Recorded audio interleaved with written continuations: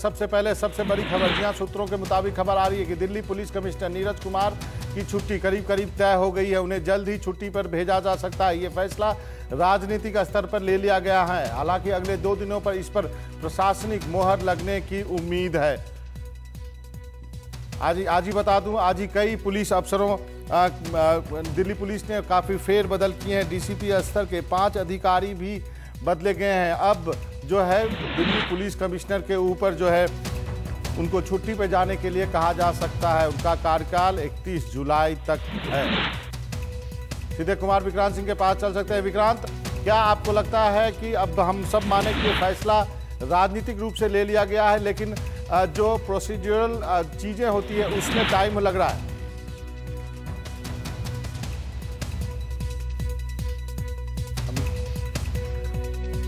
हम विक्रांत के पास फिर जाने की कोशिश करेंगे। हम आपको बता दूं कि जो अब सूत्रों के हवाले से खबर आ रही है उसके मुताबिक दिल्ली पुलिस कमिश्नर नीरज कुमार को जल्दी ही छुट्टी पे जाने के लिए कहा जा सकता है। ये फैसला राजनीतिक स्तर पर ले लिया गया है, लेकिन अगले 1-2 दिनों में प्रशासनिक मोहर लगने की उम्मीद है।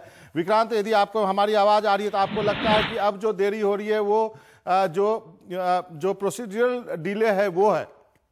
जी हाँ, बिल्कुल। जिस तरीके से दिल्ली सरकार और की मुख्यमंत्री और उनके बेटे सांसद संदीप दीक्षित लगातार ये बात कहते रहे कि भले नीरज कुमार की गलती हो या ना हो, लेकिन कहीं न कहीं एक संदेश देने की जरूरत है, राजनीतिक संदेश देने की जरूरत है। और जिसके बाद लगातार दबाव बढ़ा था गृह मंत्री पर, गृह मंत्रालय पर, और इसीलिए सरकार को लगता है कि एक प्रशासनिक फेरबदल नजर आना चाहिए। और सरकार के सूत्र, गृह मंत्रालय के सूत्र मान रहे हैं कि बहुत जल्दी नीरज कुमार को छुट्टी पर जाने के लिए कहा जा सकता है। सीधे तौर पर हटाए जाने की बजाय एक आप कह सकते हैं कि सम्मानजनक विदाई के तौर पर इसको देखा जाए। और गृह सचिव के बारे में भी कहा जा रहा है कि उनके जगह अनिल गोस्वामी का नाम बहुत जल्दी इसलिए बता दिया गया है कि जिससे बदलाव का संदेश जाए। और सूत्र ये भी बता रहे हैं कि गृह मंत्रालय में सेक्रेटरी स्तर के 1-2 और अधिकारियों का तबादला हो सकता है, यहाँ उनकी विदाई हो सकती है। तो कुल मिलाकर एक प्रशासनिक फेरबदल की तैयारी है, एक मैसेज देने की कोशिश है, संदेश के जरिए राजनीति करने की कोशिश है। लेकिन फिलहाल अगले 2 दिन काफी अहम है नीरज कुमार के लिए। फैसला तो हुआ है, लेकिन किस तरीके से इसको आगे ले जाया जाएगा, क्या प्रोसीजर होगा, किस तरीके से नीरज कुमार को कन्विंस किया जाएगा, ये सारी चीजें अगले 2 दिनों के बाद सामने आ जाएंगी।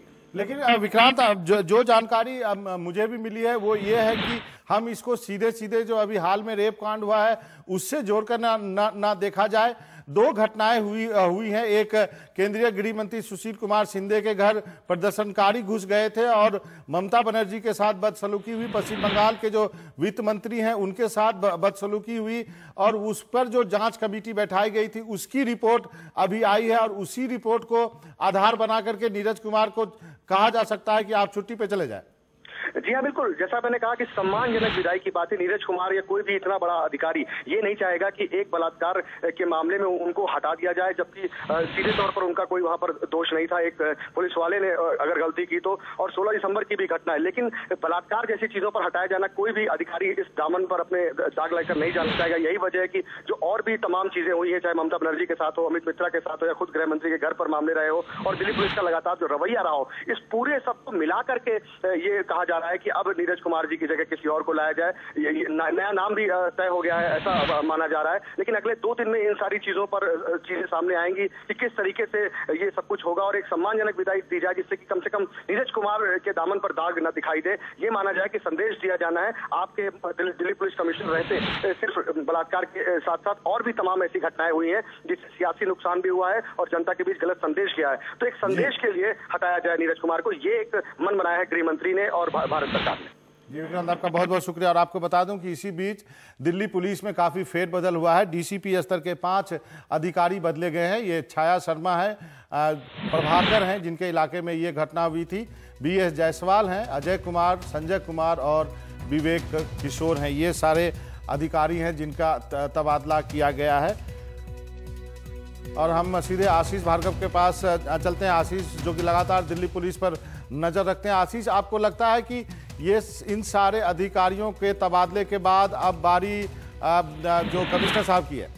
बिल्कुल, देखिए जिस तरह के हालात हैं वो सब जानते हैं। और जो पिछले शुक्रवार को लॉ एंड ऑर्डर मीटिंग हुई थी PHQ में, जो अक्सर होती है लॉ एंड ऑर्डर सिचुएशन को लेकर, उसमें जो पुलिस कमिश्नर हैं नीरज कुमार, उन्होंने संकेत दिए थे। सूत्र हमें बता रहे थे कि किस तरह नीरज कुमार काफ़ी नाराज़ थे। DCP प्रभाकर को भी उन्होंने कहा कि उनकी वजह से काफ़ी बड़ी उनके ऊपर उनको शायद जाना पड़ सकता है। इस तरह के संकेत सीपी ने दिए थे उस समय। और इसके अलावा छाया शर्मा, जिनका टेन्योर 30 अप्रैल को ख़त्म हो रहा था क्योंकि दिल्ली गैंगरेप की वो एसआईटी को हेड कर रही थी, तो उनका टाइम, उनका जो वक्त है वो एमएचए ने एक्सटेंड किया था, उनको भी थैंक यू कहा गया। और उनके जो हालात, उनकी जो इशारा था वो साफ तौर पर यह था कि वो काफ़ी नाराज़ है और वो जानते हैं कि जिस तरह के घटनाक्रम दिल्ली के भीतर इन दिनों में हुए हैं, चाहे वो रेप का मामला हो, चाहे जिस तरह की घटनाएं सुशील कुमार शिंदे के घर में प्रदर्शनकारी घुस गए थे, इसके अलावा ममता बनर्जी वाली घटना, वो कहीं ना कहीं वो जानते थे कि ये जो केस हैं वो उनके ऊपर भारी पड़ेंगे और कुछ ना कुछ कार्रवाई सरकार की तरफ से